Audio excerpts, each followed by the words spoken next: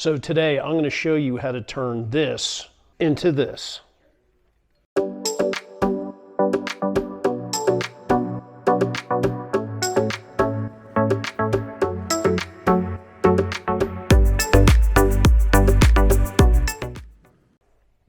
Hey, I've got it.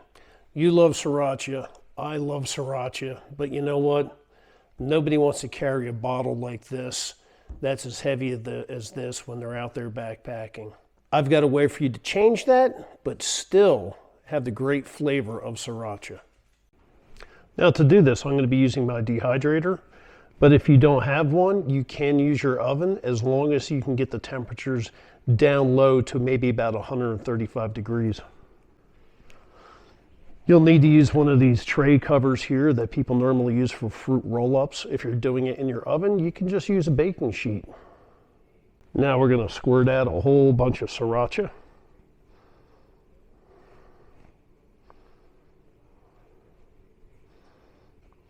Let's spread it around. Trying to get this as thin as possible on this sheet. The thinner it is, the easier it will dry out. And especially you don't want big areas where it's built up, like right there, because that won't dry out at all. So just try and get it spread out as best as you can. Okay, now I'm going to set my temperature for 135, and we're going to go for, let's start with 4 hours. Okay, the dehydrator is finished. And let's get it off.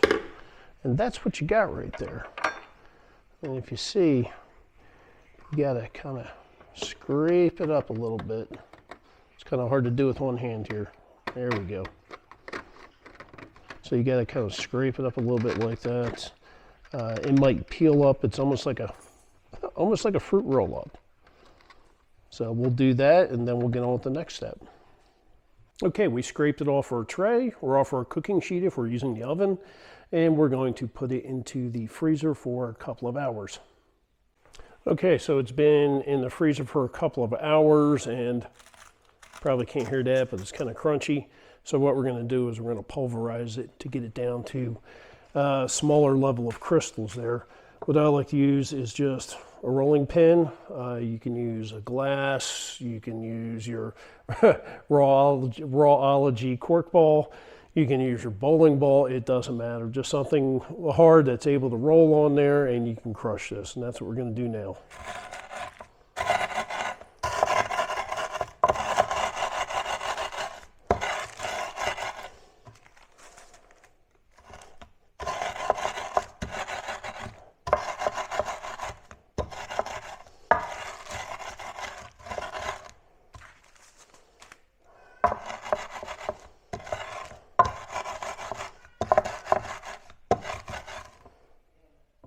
So this is what you end up with. Basically, you've got Siracha crystals here.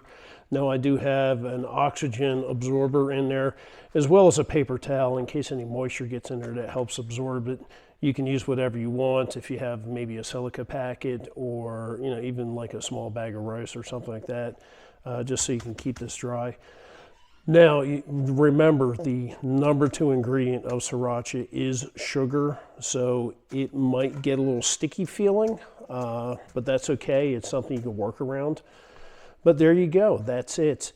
So just be careful when you're using this, because whenever you dehydrate something and you pull that moisture out of it, you end up increasing and intensifying the flavors.